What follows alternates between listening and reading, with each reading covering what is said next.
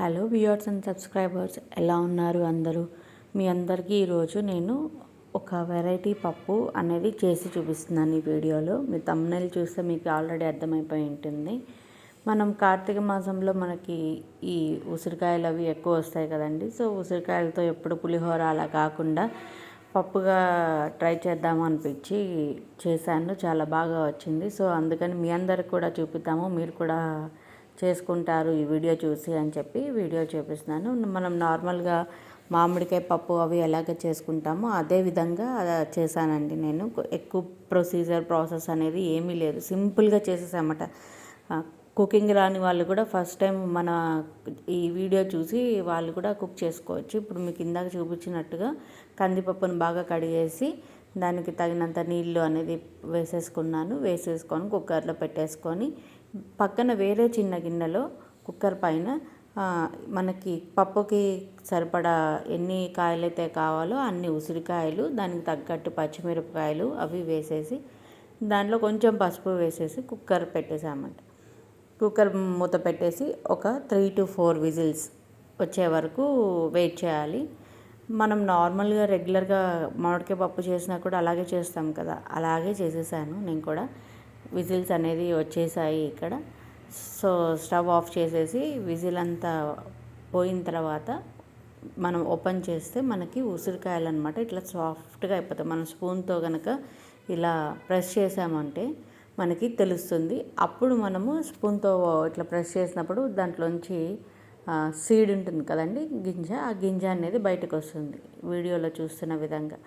So మనం ఆ గింజను అనేది బయటకి తీసేసేయచ్చు అన్నమాట. అన్ని కాయల్లో నుంచి గింజలన్నీ బయటికి సపరేట్ చేసేసి మిగతా ఆ పీసెస్ని అంతా కూడా ఉసిరికాయని కొంచెం స్మాష్ లాగా, మీకు ముక్కలు ముక్కలుగా ఉంటే ఒకవేళ నచ్చుతుంది అనుకుంటే ముక్కలు ముక్కలుగా ఉంచుకోండి.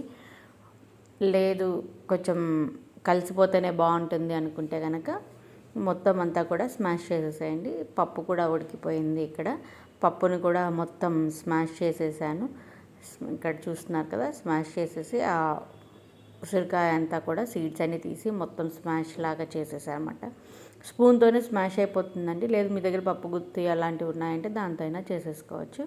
సో స్మాష్ చేసినదంతా కూడా మనం పప్పులో మిక్స్ చేసేసి పప్పుకి పోపు పెట్టుకోవటమే.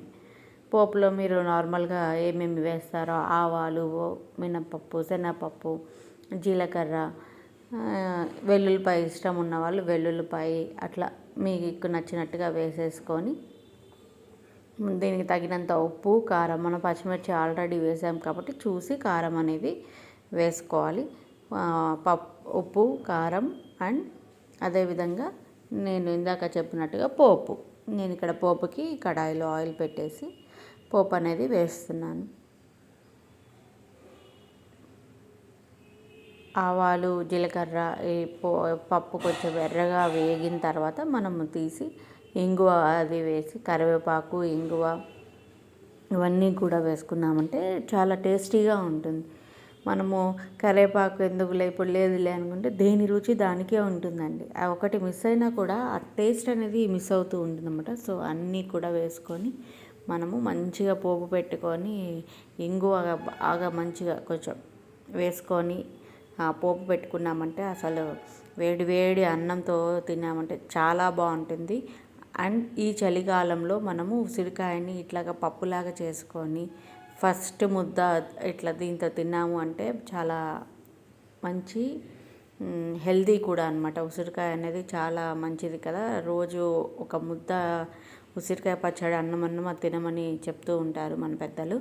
సో పచ్చళ్ళు అవి తినలేని వాళ్ళు ఇట్లా పప్పు ఇంట్రెస్ట్ ఉన్నప్పుడు ఇట్లా పప్పులాగా చేసుకొని తినచ్చు. పులిహోర లాంటిదంటే మనం ఏదైనా అకేషనల్గా చేసుకుంటాం. అదే పప్పు అనుకోండి మనం రెగ్యులర్గా చేసుకుంటాం. దాంట్లో ఇట్లా ఉసిరికాయ కలుపుకున్నామంటే హ్యాపీగా హెల్దీ అయిపోతుంది. మనకి ఒక కొత్త ఐటము వచ్చినట్టు ఉంటుంది. చూస్తున్నారు కదా ఎంత బాగుందో, చూడటానికి అసలు వేడివేడిగా అన్నంలో తింటే ఇంకా సూపర్ ఉంటుంది. ఇంకెందుకు ఆలస్యం, వెంటనే మీరు కూడా ఈ ఉసిరికాయ పప్పుని ట్రై చేసేసి ఎలా ఉంది ఏంటి అన్నది నాకు కామెంట్ సెక్షన్లో కామెంట్ చేయండి. మీకు కనుక ఈ వీడియో నచ్చితే మీ ఫ్రెండ్స్ అండ్ ఫ్యామిలీ మెంబర్స్కి షేర్ చేయండి. మరొక మంచి వీడియోతో మళ్ళీ కలుద్దాం. Bye bye, have a nice day.